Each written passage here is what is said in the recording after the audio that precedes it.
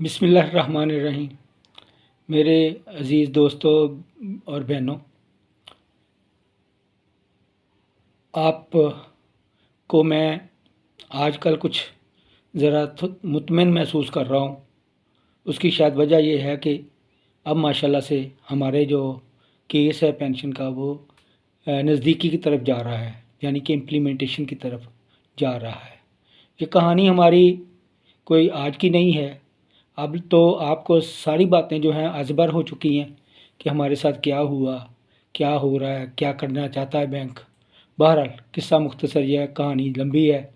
सलाम है उन 22 बंदों को जिनके रूह रवां मोहतरम ज़फ़र ख़ान साहब हैं, जिन्होंने एक लंबी जंग लड़ी है ग़ालिबन 2014-15 से या 16 से।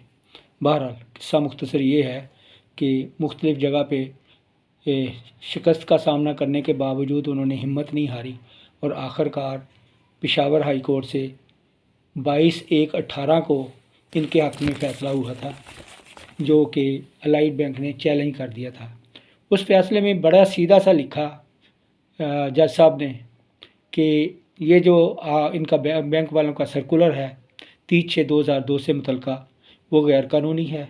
लिहाजा ये अलाइड बैंक के सारे पेंशनर्स जो इसके ज़द में आते हैं वो पेंशन के हकदार हैं और वो अपनी तारीख़ रिटायरमेंट से लेके अपने उस वक़्त की बुनियादी तनख्वाह को लेके और उस वक्त तक की मुद्दत मुलाजमत को लेके वो पेंशन के हकदार हैं। बैंक ने इसमें बड़े पैंतरे बदले। सबसे पहले वो अपील में चले गए सुप्रीम कोर्ट में। वो अपील चलती रही।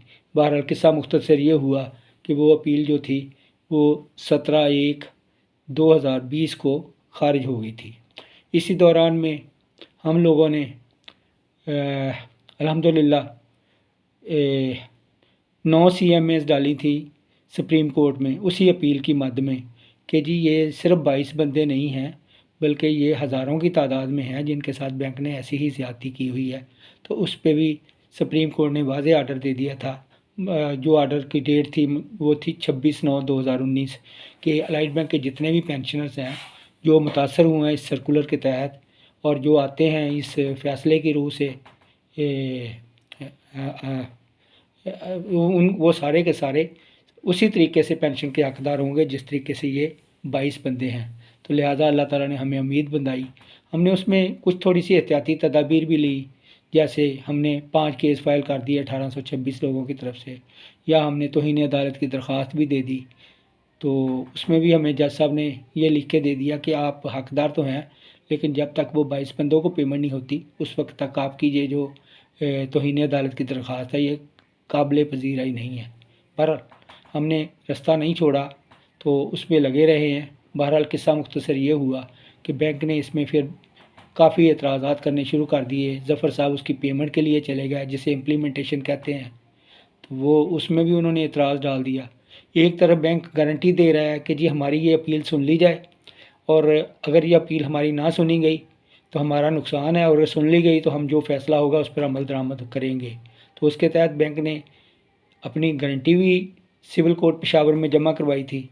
फिर इनकी 2 प्रॉपर्टियाँ भी ज़फ़र साहब ने हिम्मत करके पेशावर की अटैच करवा ली थी और वहाँ से ही जज साहब ने उस वक़्त के जो जज साहब थे उन्होंने स्टेट बैंक को भी तलब कर लिया था कि अलाइड बैंक के जो पैसे उनके पास पड़े हैं उसकी तफसील लेके आएँ ताकि अगर ये पेमेंट ना करें तो गारंटी को कैश करवाया जा सके उन पैसों के बदले में। बहरहाल ये सिलसिला चलता रहा लेकिन बैंक बात ना आया। वो पहले सिविल कोर्ट से सेशन कोर्ट में चले गए अपील की शक्ल में, सेशन कोर्ट से मार खाई, फिर वो पेशावर हाई कोर्ट में चले गए। अब तो माशाल्लाह पेशावर हाई कोर्ट से भी उनकी जो अपील है 23/11/2022 को ख़ारिज हो चुकी है और अदालत ने बैंक को वाज़ेह हुक्म दे दिया हुआ है कि आपका कोई रौला नहीं है। बड़ी सीधी सी बात है कि आप इसमें एतराज़ करते हैं कि ये 22 बंदे जो हैं ज़फ़र साहब वगैरह ये जो पैसे आपसे मांग रहे हैं आप कहते हैं ये दुरुस्त नहीं मांग रहे। तो मैं आपको आर्डर देता हूं कि आप लोग इनके जो दुरुस्त पैसे बनते हैं 1990 के पेंशन रूल्स के मुताबिक वो आप तफसील बनाएं और जाके उस अदालत में जमा करवा दें। अब किस्सा कहानी तो ये थी कि वो थोड़ी सी ऑर्डर शीट लेट हुई लेकिन उसका हमें कोई मलाल नहीं है क्योंकि जो जज साहब ने अपना हक़ अदा कर दिया। जिस तरह का फ़ैसला लिखा वो बहुत ही नफीस फ़ैसला था। तो हम भी पुरुम्मीद हो गए कि अगली तारीख़ पे हमें ये पेमेंट की तरफ बात चल पड़ेगी। तो हमारे साथियों ने बड़ी हिम्मत करके ये जो ऑर्डर शीट मिली थी 22/12/22 को, इसको उन्होंने सिविल कोर्ट पेशावर में जमा करवा दिया और वहाँ से ऑर्डर भी करवा लिया कि इनको तलब किया जाए। डेट भी डलवा ली उसमें, वो थी गालबन 12/1/23 की। तो उसमें अब हमारा ख्याल तो ये था कि बैंक जो है इंसानों वाला सलूक करेगा, 22/1 को आएगा बैंक में और आके अपने जो वाजबात बनते हैं उनकी तफसील भी जमा करवा देगा और हो सकता है उसके पेमेंट ऑर्डर भी जमा करवा दे, मगर वो उस तारीख को आए नहीं। बहाना यही होता है आमतौर पर अदालतों में कि जी हमें नोटिस ही नहीं मिला।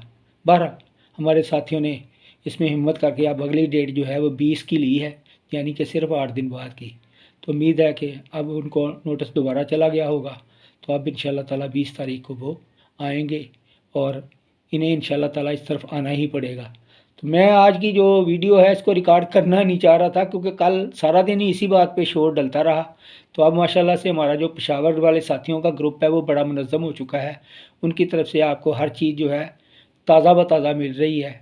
तो इसलिए ये वीडियो की आज तो मैं कोई ख़ास ज़रूरत महसूस नहीं कर रहा था, लेकिन चूँकि हमारे ग्रुप में बैंक के उस वक्त के सदूर के अलावा पीएन तक, गनमैन तक शामिल हैं, तो उनका तकाज़ा ये है कि मैं थोड़ी सी वजाहत से बात बता दूं। तो वजाहत सिर्फ इतनी ही है कि 20 तारीख पड़ी हुई है, 20 को बैंक ने वहाँ पेश होना है। अब इंसानियत तो ये है कि वो पेशावर हाई कोर्ट का जो ऑर्डर है उसके तहत वो अपना हिसाब बना के लेके जाएँ, वहाँ जाके अदालत में जमा करवा दें। लेकिन मुझे यकीन है वो ऐसा नहीं करेंगे, वो जाके 20 तारीख को सिर्फ अपनी हाज़िरी लगवाएंगे। तो हाज़िरी लगवाने के बाद फिर अदालत उनको कहेगी कि जब अगली तारीख पे अपने हिसाब ले आए, फिर वो पाबंद होंगे तो केस जो है ना बाकायदा आगे चल पड़ेगा। भाई ये कहानी छोटी नहीं है, बड़ी लंबी कहानी है। हमें सिर्फ अल्लाह ताला के हजूर सजदा रेज़ होना चाहिए। इन ज़ालिमों से हम किसी तरीके से नहीं निकल सकते थे, ये इतने पैंथरे बदलते हैं। मैं चूँकि ख़ुद फैसलाबाद का रहने वाला हूँ और मैं इस ख़ानदान को पूरी तरह से जानता हूँ, शुरू से जानता हूँ, तो इसलिए इनके पास बहानेबाजियाँ बहुत ज़्यादा होती हैं। तो अल्लाह ताला ने हमें इनसे बचाया है और मैं ईमानो हूँ कह रहा हूँ कि ये जो सारा कुछ है ना, ये सिर्फ़ आपकी दुआओं का नतीजा है। ज़फ़र साहब ने बड़ी मेहनत की, उनके 21 साथियों ने भी बड़ी मेहनत की, हम उनको सलूट भी करते हैं। लेकिन साथ ही मैं आप सब का ही मशकूर हूँ जिन्होंने टाइम पर बात सुनी, हमारी मदद की। सबसे पहले ये जो फ़ैसला आया था इसके ख़िलाफ़ जो CMA में आप लोग इकट्ठे हुए 193, वो काबिल दाद है। और उसके बाद फिर आप लोगों ने जैसे चंदे की भरमार की, जब भी पैसे आपसे मांगे आपने फ़ौरी तौर पे पेश कर दिए। तो नतीजा ये है कि इस वक्त तक हम 1 करोड़ रुपए से ज़्यादा खर्च कर चुके हैं। तो वो दोस्त जिन्होंने इसमें माली मुआवनत की, मैं उनको भी सलाम करता हूँ, उनका तहे दिल से शुक्रिया अदा करता हूँ। और आपको भी कहता हूँ कि भाई उनके लिए खुसूसी दुआ करें, क्योंकि उन्होंने अपना रिज़्क काट के आप लोगों के लिए चंदा दिया और आप लोग जो है ना इस वक्त खुशियाँ मना रहे हैं कि जी हमें अब इंशाल्लाह ताला पेमेंट हो जाएगी। ज़रूर होगी। एक दूसरे के लिए दुआ जारी रखें। दुरूद पाक और आयत करीमा का विर्द मत छोड़िएगा, ये मेरी तरफ से रिक्वेस्ट है। बाकी मुझे पता है आप मुझसे ज़्यादा मज़हब के करीब हैं। अपनी दुआओं को, अपनी अमलियात को जारी रखिएगा। अल्लाह ताला के हजूर गिड़गिड़ाते रहिएगा। अल्लाह ताला अपने नबी के सदक़े हम पे करम करेगा, कर रहा है, तो इंशाअल्लाह ताला मंजिल दूर नहीं है। कल मेरी ज़फ़र साहब से बात हो रही थी, वो कह रहे थे इंशाअल्लाह ताला अब जो है ना ये भटकेंगे नहीं। इन्होंने 12/2 की एप्लीकेशनें भी 2 दफ़ा अपनी खारिज करवा ली हैं।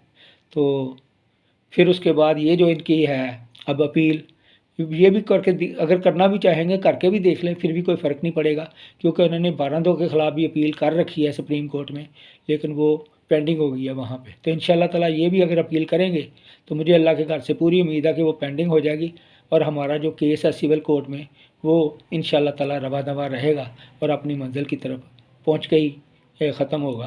तो आपसे दरख्वास्त है कि अपने लिए, अपने बच्चों के लिए, हम सब के लिए दुआ करते रहें। इंशाअल्लाह ताला हमारे लिए दिन जो है कामयाबी के दूर नहीं है। अल्लाह ताला आप सबको अपनी हिफ्ज़-ओ-मान में रखे।